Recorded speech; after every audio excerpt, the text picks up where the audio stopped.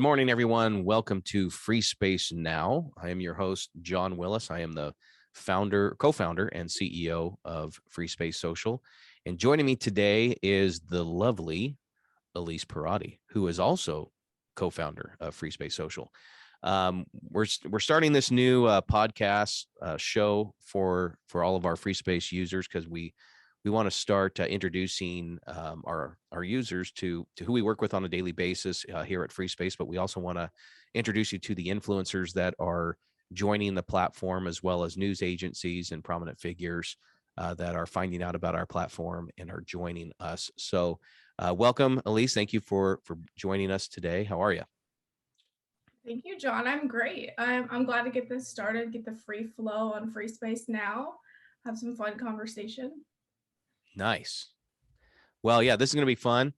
We're both new at this, and so we'll probably be flubbing on our words quite a bit. But how I'm envisioning how this is going to go with the FreeSpace Now is, our tagline for our company is "Be Real, Be You." And if you've seen me on TV before, you know that I'm literally just myself, and Elise can attest to that. I mean, how you see me on TV is how I really am in real life. I'm just a goof. Love cracking jokes and being sarcastic. Funny story about that. So I've been married to my wife for 14 years now. Better get it right. 13 years now. No, wait, hold on. 13 years. Yes. I don't think she's going to be watching this show. 13 years. And we dated for about a year prior to getting married. And it was so funny that we've been married for about a year into our marriage. She says to me, I never knew that you were sarcastic. And I'm like, who have you been dating? How did you not know I'm sarcastic? When do I ever say anything serious? But yeah, I thought that was really funny when it came to my sarcasm, that she never realized There's that also I was sarcastic. probably a number of times during those datings that she probably thought that you were being mean, and you weren't. You're just being funny. Maybe. But she still married you. Or maybe she was just enamored by my dashing good looks that have since faded, The John Willis charm. That's what it is. Yeah, or Jedi mind tricks, one of the two. So but yeah, so yeah, I'm like how our whole tagline is "Be Real, Be You," and how we came to that. I mean, that wasn't our original idea when we launched FreeSpace a year ago. In fact, we just celebrated our 1-year anniversary on February 1st. But what's kind of led to that tagline of "Be Real, Be You" is really where big tech is starting to take us from a social standpoint. A few months ago, Meta announced that they are announcing the new Metaverse, or Facebook announced that they're creating the new Metaverse, which is an alternative reality world where I have basically said that it's a new way for people or Facebook users to lie to themselves about who they really are. And if you've seen the movie Ready Player One that Steven Spielberg put out a few years ago, it's basically what Facebook is trying to create, is this alternative reality world where you could be anything that you want. You can look however you want. You can make all these artificial friendships digitally, where you don't really know what anybody looks like or how they really are in the real world. But in this metaverse, in this alternative reality, that is going to become your new reality. And I truly feel that it's a dangerous path that Facebook is trying to take our entire global society into. What are your thoughts on that, Elise? I mean, I think it is dangerous, like you said, and it kind of just completely takes away from what Facebook was meant to be. It was meant to make people social. Now they want you on the app 100% of the time, all eyeballs, but they don't even want you to be social in your actual real life. They only want you to be social within the confines of Facebook or Metaverse, whatever they're going to call it. And it is actually going to be really bad. That's why with FreeSpace, Be Real, Be You, we want you to actually get out in your real life and have your relationships, enhance your life. And Facebook is actually doing the opposite. And the effect that that's going to have on culture and society, we don't know yet. But like you said, with Ready Player One and movies, it doesn't look good. Yeah. It's interesting Well, let me ask you a question. Do you feel that social media is addicting? Absolutely. Do you think Yeah. it's designed to be addictive? Well, it has, and even like psychologists have done it. There's many people, even like I bet every person at Facebook is trying to figure out what's so addictive about TikTok because they're taking a lot of their market share. And it absolutely is. It's been studied on kids as well. It's interesting being us being co-founders of a social media platform that we're actually talking about this Yeah. is interesting. It's ironic, I should say, that we're talking about the negative aspects of social media when here we are, we have our own social media company. Um, I'll gladly, or I shouldn't say gladly admit, I'll unfortunately admit that I'm addicted to this. Where I spend a lot of time on this phone, and it does have negative effects. And I'll admit right now, I've got 4 young kids, and my wife has gotten after me several times because I've been on my phone too much. Now, granted, and Elise can tell you this, I am constantly working. I mean, I'm up every morning at 4:30 in the morning. And there's been several calls that I've had with, either Elise or one of our other teammates that we have back east, where I'm on the phone at 5 a.m. And then, I'll be on the phone at 10 p.m., 10:30, very late in the evening. But there are also times where I'm just sitting on the couch and I'm browsing through FreeSpace or TikTok or whatever, and I'm zoning out, and that's bad. Yeah. And so, like, I've noticed that it's had negative effects, and so I'm like, okay, well, I've got to do a better job. Have I been cured of that yet? No. Is it still being brought up to me that I need to make some changes on that? Absolutely. And so, I'll be the first one to admit that social media does have negative effects because I've seen it in my own life. And so, for us as a platform, what we're trying to do is we're trying to create an experience that actually rewards you for things that you're doing outside of social media.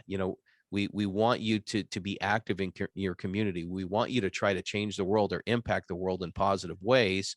And you could share that with your users or your followers on FreeSpace, and you'll receive badges and other type of incentives in order to do those type of strong value type actions.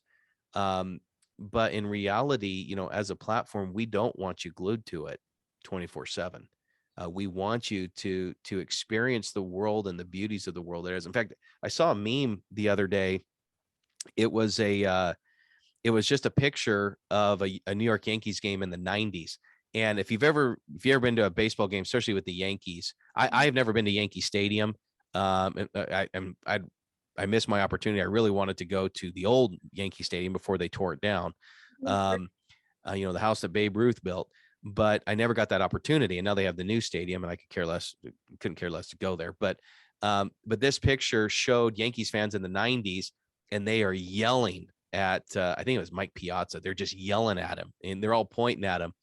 And the caption just basically said, here are people actually enjoying the moment without their cell phones. And so I think of, like, whenever I go to sporting events, like I just went to a Phoenix Suns game with my son the other day, and I'm on my phone.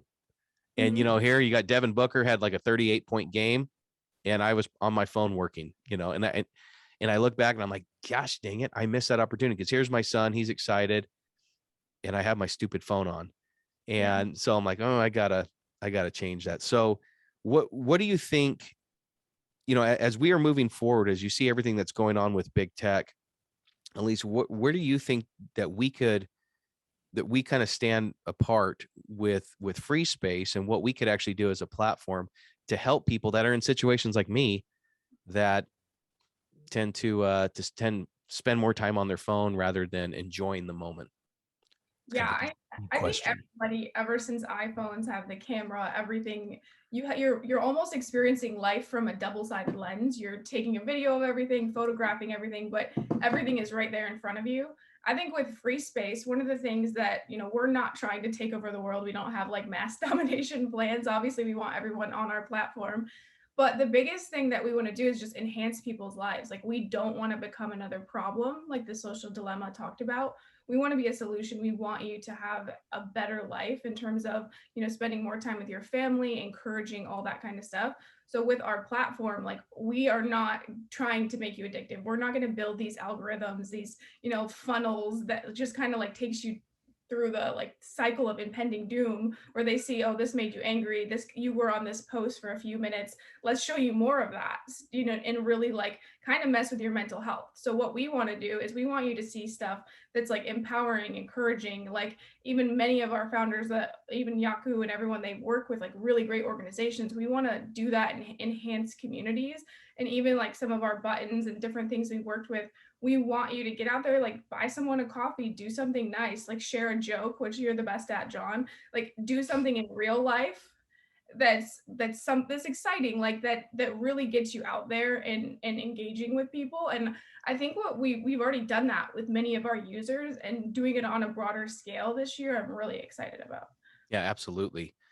Yeah, I think what's going to be happening over the next 12 months, especially with what we're building right now with FreeSpace 2.0, you know, we're integrating a bit of artificial intelligence into our new platform that automatically rewards people for posting positive things. So like if I post something in it that says, hey, I just coached my son's soccer team, which I did last night, or I, you know, just took my wife out on a date, or, you know, just positive stuff.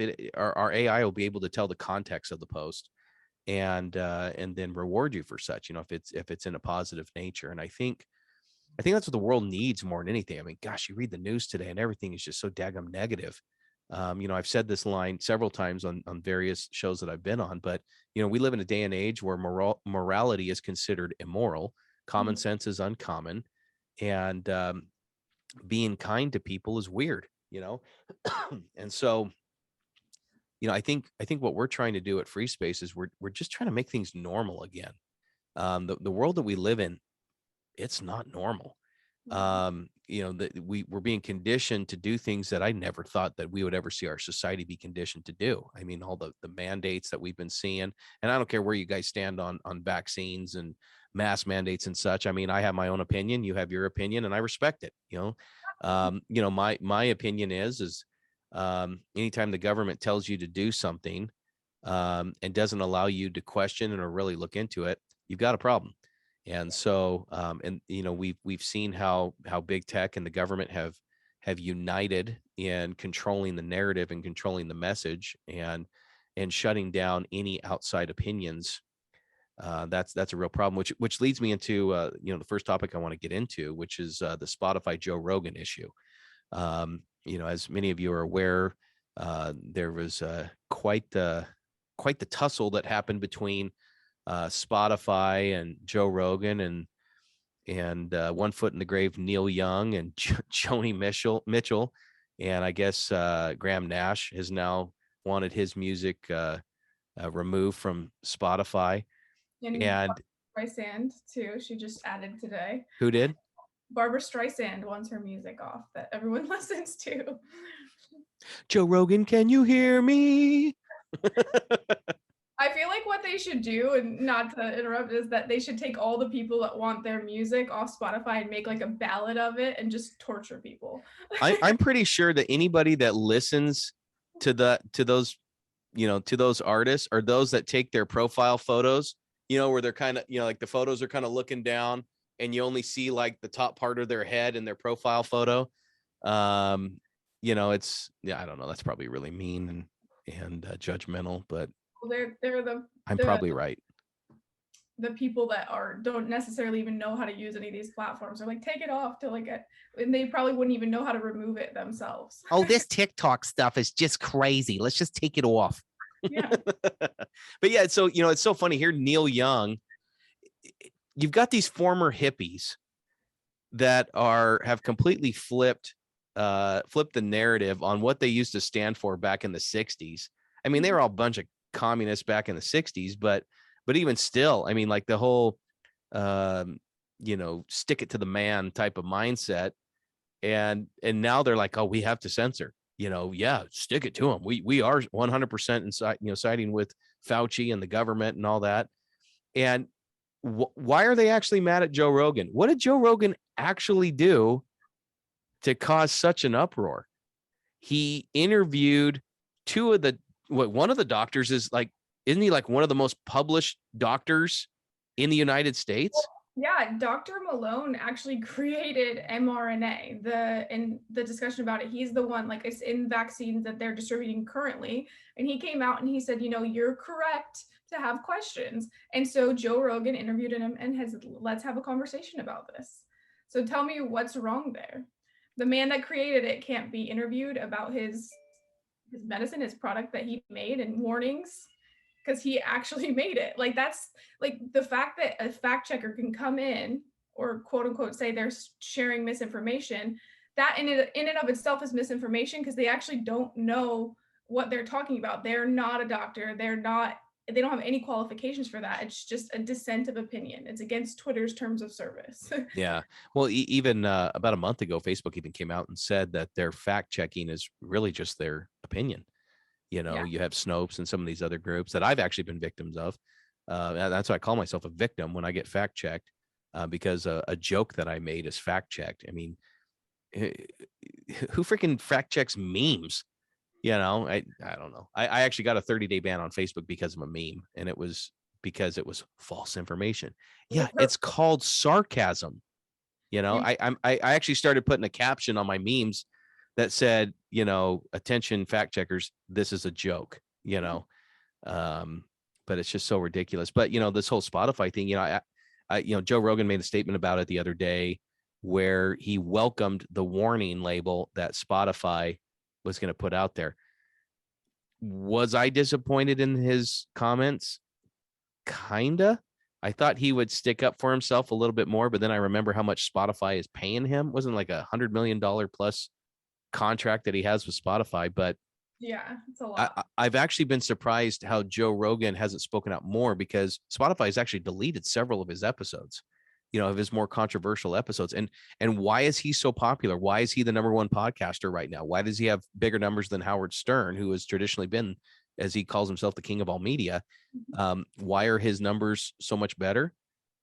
Because he is willing to talk to people on both sides and be objective, and really find out what the other side thinks. He'll ask the hard questions, and people are, people respond to it, so he'll talk to doctors on both sides of the issue.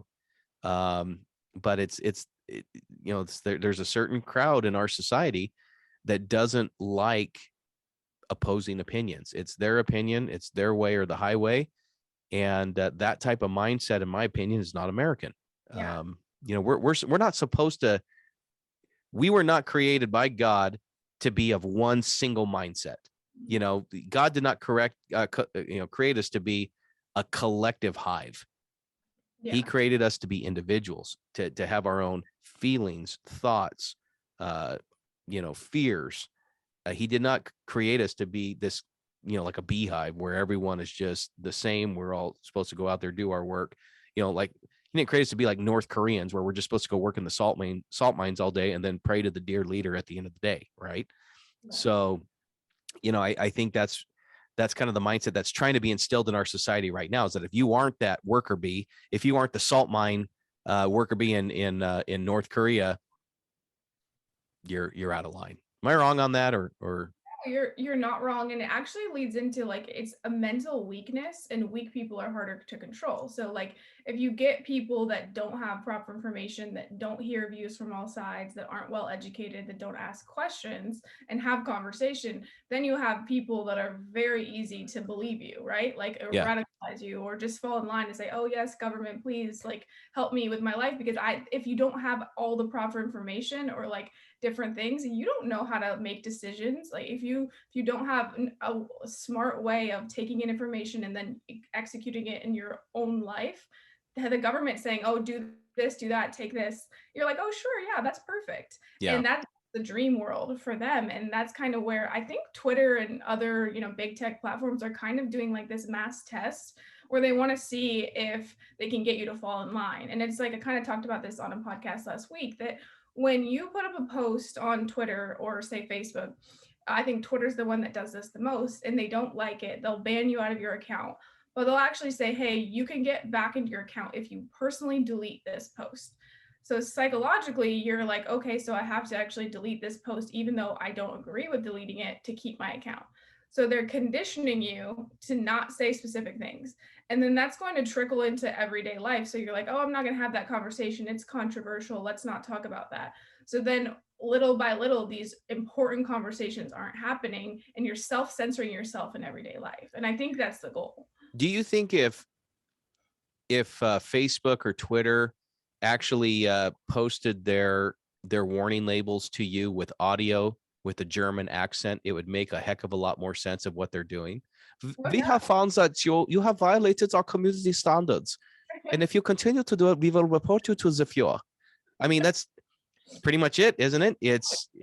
It's all information control, and Goebbels would have been very proud of how big tech's been running things, because they are the ultimate propaganda machine. And I've jokingly said, some of these CDC guidelines and all that, if you just read them out loud with the German accent, you'd be like, oh, okay, I see what's going on now. I see what's going on. Yeah. So I don't know. It's like descent all the way down. And it's goes back to like the fact that they said, oh, they're protected by the First Amendment. It's just an opinion. But then, Facebook is calling it the all worthy opinion. It's just, it's kind of comical because it changes every day. It changes depending, in the opinion of Facebook changes the way the wind blows and whatever narrative they're trying to shift that day. Yeah. Which way's wind blowing right now? Yeah. Yeah. Well, even Twitter's new CEO, even though he's not German, I mean, he might as well just read his quote in German that says, "We must move past the First Amendment. We don't need the First Amendment. We don't need freedom of speech." All I think you have to do is open up a history book to tell you that's a very bad idea. Like, we don't want you to read books. Yeah. Burns the books. Burn the books. But don't burn candles. They're expensive. All right, real quick. Shares of Facebook parent Meta closed down more than 26% Thursday after the company forecasted weaker than expected revenue growth in the next quarter. It is also said to be taking a big hit from Apple's privacy changes and showed the first quarterly decline in daily active users on record. The stock finished with its biggest one-day drop ever, ahead of a 19% plummet it saw in July of 2018. Thursday's drop shaved more than $230 billion from its market cap, bringing it to about $660 billion. So we actually saw Facebook's daily active users drop for the first time in the company's history in the past few days. What are your thoughts about that? I think that's kind of the free market at work. I know a lot of people want to regulate big tech, which I think there's obviously some options there. But I think out in general, the public is saying, I don't really like what Facebook is doing, or they've done their research on like some of the stuff they've done election wise and a lot of the spying they've done. One of the things I saw a post from somebody that I thought was interesting. They said, isn't it weird that Facebook's market share drops right after Apple lets you turn off their tracking of you? Yeah. So they're not able to track you as much and pull you in. So that tells you a lot. Like, I think that there's many factors to this. It's public opinion. It's the fact that they're actually being like, their feet are being held to the fire on a lot of the malpractice that they've done. I mean, everyone has kind of like been quiet about the amount of lawsuits they've had to pay, billions and billions of dollars in antitrust and many things. So I think a lot of people are finally figuring out that free space is the word that Joe Rogan said about other platforms that I'm not going to say on this podcast. Yeah, absolutely. CNBC said the company said Apple's iPhone privacy changes, which impact its ad targeting and measuring, would result in a $10 billion revenue hit this year. It also said that macroeconomic challenges like inflation and supply chain disruptions are weighing in on advertisers' budgets, which we know is true. I mean, we're seeing bare shelves everywhere. And it's pretty dang scary. You go out to Los Angeles, you see all the ships that haven't docked yet, which in my opinion is 100% fabricated, meaning that this crisis, the supply chain completely fixed if people would just pull their heads out of what. JP Morgan analysts downgraded the stock from overweight to neutral on Thursday and lowered their price target from $385 to $284 a share. The analyst said Meta is seeing a significant slowdown in advertising growth while embarking on an expensive, uncertain, multi-year transition into the metaverse. Dun, dun, dun. Yeah. So honestly, my take on what's going on, people are sick and tired of Facebook. Yeah. They are sick and tired of it. It's an old, outdated platform. And people are starting to realize just how integrated it is into their daily lives. And I think you're 100% right, Elise. As soon as Apple came out with that ability for them to turn off or turn on the privacy factor, where you're not going to be tracking their daily movements, literally Facebook and Google, they know exactly where you are at any given minute. They know who you're with. They have profiles. And in reality, Google and Facebook are the CIA's best tool to determine who the good actors really are and who they aren't. I mean, I heard a stat once that Google has over 3 million points of metadata on every single person. And so that's why when it comes to advertising, they're able to really hyper target each individual user to what you like and what you don't like. But I think Facebook overplayed their hand. I think just with them doubling down over the last few years with censorship, shadow banning, making advertising next to impossible. The analytics that they provide now are garbage. Limiting reach and engagement. In some of these terms, people, some of the viewers here may not know what I'm talking about. Let's say, for instance, that you had 1 million followers on Facebook. Well, if you do a post, do you think that all 1 million people will actually see your post? No, it's actually less than 5% of your followers will actually see it. And if you want proof on that, go to any influencer that has a significant following over 1 million people, and then see how many people actually like their post at any given time. Granted, it could be 10,000, and depending on what the content is, it could be over 100,000. But even still, they really limit the reach and engagement for these influencers, and we're starting to see influencers leave in droves because they're sick and tired of being limited. They just want to be able to make money. They want to be able to push their message or their product out there or their content out there without having some big tech lord controlling what they can or can't do. And then that's really what we've taken with FreeSpace, with our 2.0 platform. We want to be that platform where content creators can actually make a very substantial living, because we're not putting in any of those ridiculous bullcrap technologies that will limit someone's ability to provide for their families. We want to be that platform that champions people. There's other platforms out there, that are great platforms. I have nothing against Gab or Clout Hub. There's one I won't mention, but I have no problem with that. Even with Trump's new platform, Truth Social, I have no issues with those platforms. But they are serving a specific purpose to a specific audience. For FreeSpace, it's come one, come all. We want everybody to be on our platform. We do ask that everyone obeys certain rules, certain guidelines that we have in our terms of service that are, in my opinion, based on common sense, because we are a common sense platform in a world that doesn't really like common sense. But we want everyone to come here to share what you're doing to change the world, to share opinions, articles, to debate one with another with respect.